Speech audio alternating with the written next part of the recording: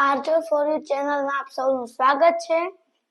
આજે આપણે બે બિલાડી અને એક વાંદરાભાઈની વાર્તા સાંભળીશું।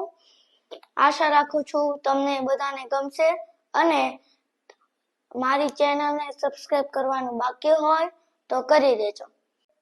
એક માનવ નામનો છોકરો હતો। તેને બિલાડી બહુ જ ગમતી તો તેણે એક બિલાડી પાળી હતી। તે બિલાડી સાથે રોજ જે રમતો અને બિલાડી પણ તેની સાથે રમતી। એક દિવસ ઘરમાં કોઈ નહોતું તો બિલાડી રસોડામાં પહોંચી અને રસોડામાં જઈને તેને એક રોટલો દેખાણો અને રોટલાને લઈને તે ધાબા પર ચડી ગઈ। ધાબા પર ચડતા તેને એક બીજી બિલાડી દેખાણી। તે બંને લડવા લાગ્યા રોટલો ખાવા માટે। તો બાજુના એક મોટા ઝાડમાં એક વાંદરો રહેતો હતો। તે આ બધું જોતો હતો તો વાંદરો તેની પાસે આવ્યો અને કહ્યું, તમે બધા શું કામ લડો છો?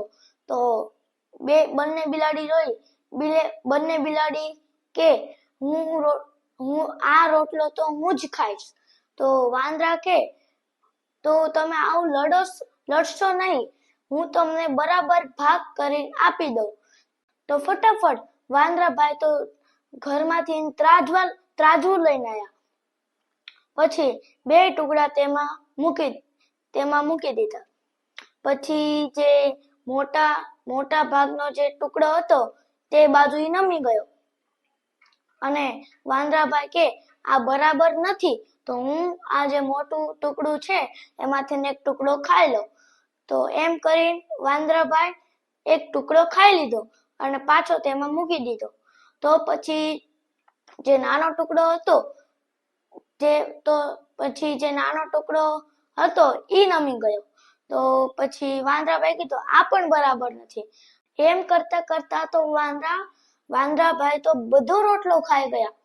પછી બે બિલાડી એકબીજા સામે જોતી રહી ગઈ। આ સ્ટોરીમાંથી એ શીખ મળે છે કે હંમેશા બેની લડાઈમાં ત્રીજો ફાવે છે।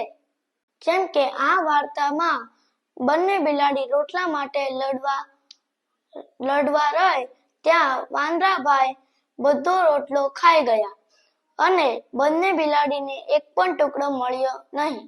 જ્યારે બે વ્યક્તિ વચ્ચે તકરાર હોય ત્યારે બંને મળીને તેનું સમાધાન કરવું જોઈએ। Thank you.